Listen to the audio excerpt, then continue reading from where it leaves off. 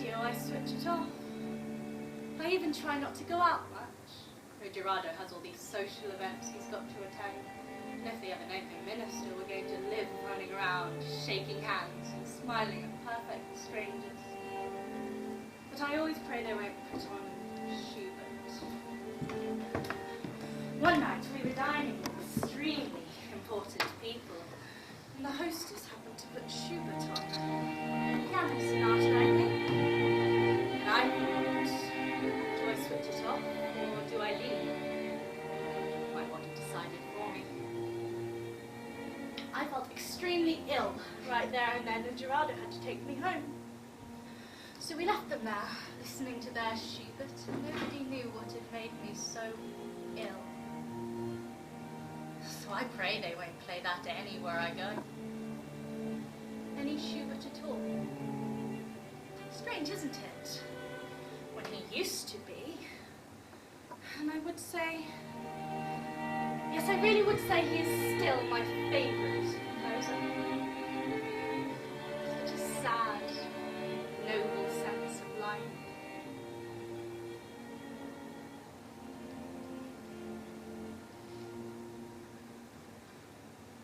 But I always promised myself a time would come to recover him, bring him back from the grave, so to speak. Just being here, listening to him with you, I know I was right.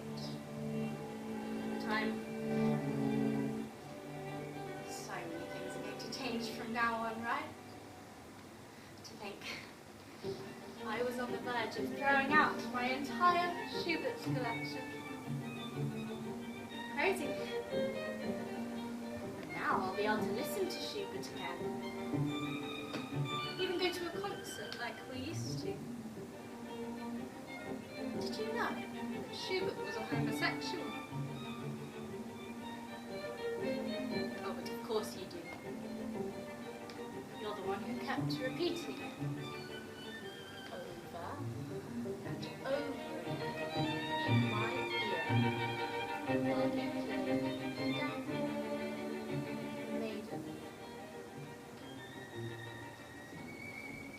Is this the very cassette, Doctor? Or do you buy a new one each year to keep the sound pure? Look, I put on the music because it would help me with my role. The role of good guy, as they call it. I put on the music because it was a way of gaining the prisoner's trust, but also a way of alleviating the prisoner's suffering. You've got to believe it was a way of alleviating the prisoner's suffering. Not just the music, but everything else I did. Soon, kind of brutalization took over my life. I began to really, truly like what I was doing. It became a game. My curiosity was partly morbid, partly scientific. How much can this woman take? More than the other one? How's her sex? Does her sex dry up when you put the current through her? Can she orgasm under those circumstances? She is entirely in your power, and you can do what you will with her. Everything they have forbidden you to do since ever. Everything your mother has urgently whispered you are never to do. Come on, Doctor, they would say to me. All these bitches like it. If you put on that sweet little music of yours, I'll get even cozier. One of them would sort of taunt me. His name was Bud. No, Stud. Nickname. I never really found out his real name. Come on, Doctor, Stud would say to me. If you're not going to refuse free meat,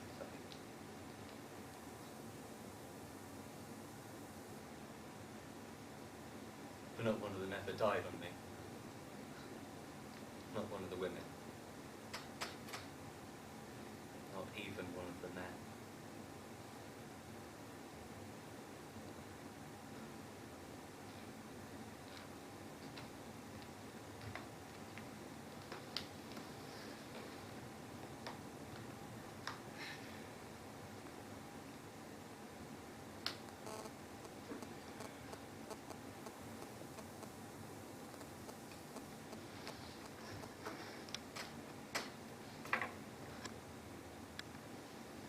If you wouldn't mind, I'd like to go to the bathroom. Don't suppose there's any reason why you should continue to accompany me. Oh, don't move, Doctor. There's still a little matter pending. But it's going to be an incredibly beautiful day. You know the one thing that's missing now, Doctor? The one thing I need to make this day really, truly perfect. To kill you. So I can listen to my Schubert without thinking that you'll also be listening to it. Soiling my day and my country and my seagull and my Schubert and my husband.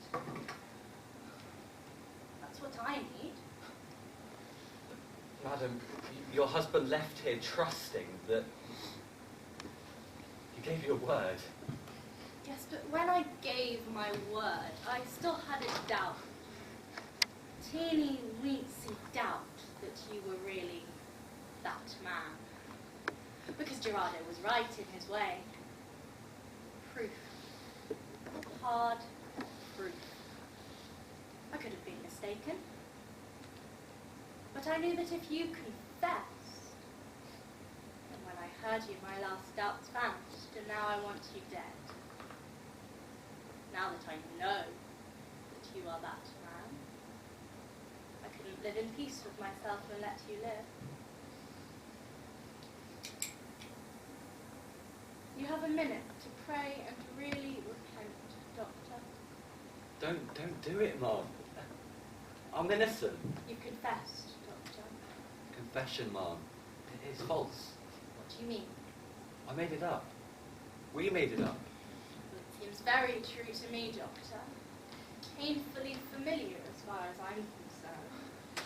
Your husband told me what to write. I invented some of it. Some of it was invented by me, but most of it was what he got from you. He knew it happened to you. So you let me go. You convinced me it was the only way, and I had to. You must know how, under pressure, we say anything. I'm innocent. God in heaven knows that. Stud, Doctor. Several times in your confession you mentioned stud. He must have been a large man. Muscular. He bit his fingernails, right? He bit his goddamn fingernails. Stud. The name was given to me by your husband. Everything I've got has come from what your husband told me to write. Ask him when he comes back. I don't need to ask him. I knew he'd do that. Use my words for your confession. That's the sort of person he is. He always thinks he's more intelligent than everybody else. He always thinks he's got to save somebody. But I'm the one that came out on top in this game, Doctor. I gave him the wrong name to see if you'd correct it. You did. You corrected the name Bud, and you substituted the name Stud, and if you were innocent... Look, it's a mere coincidence. It's natural that I should think it was Stud, rather than Bud. Because it's natural for that sort of person. It's not the only correction you made, though, Doctor. There were other lies. What lies? Tiny lies. Little variations that I inserted into my story to Gerardo. And often, well, not always, but often enough, you corrected them. It turned out just as I planned. You were so scared that if you didn't get it right. But I'm not going to kill you because you're guilty, Doctor, but because you haven't really repented at all. You can only forgive someone who stands up amongst those he has wronged and says, I did this. I did it, and I'll never do it again. Well, what do you want? You've got more than all the other victims in this country will ever get. A man who's confessed at your feet, humiliated, begging for his life. What do you want? The truth, Doctor. The truth, and I'll let you go.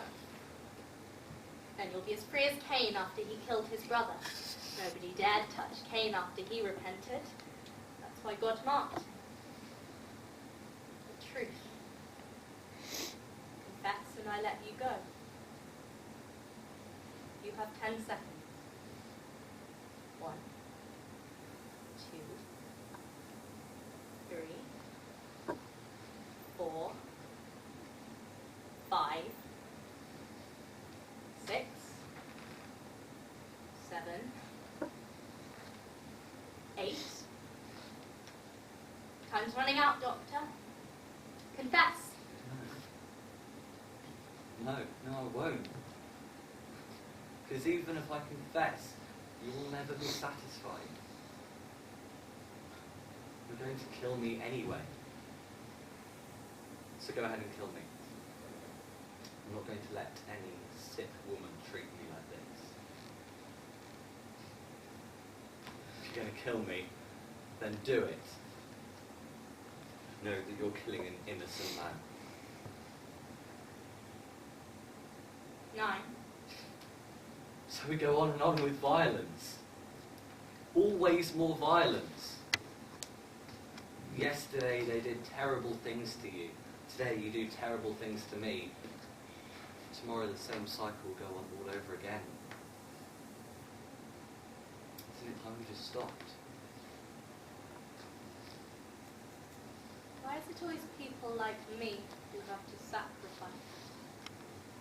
Who have to concede when concessions are needed? Biting my tongue. Why? Well, not this time. If only to do justice in one case. Just one. What do we lose? What do we lose by killing one of you?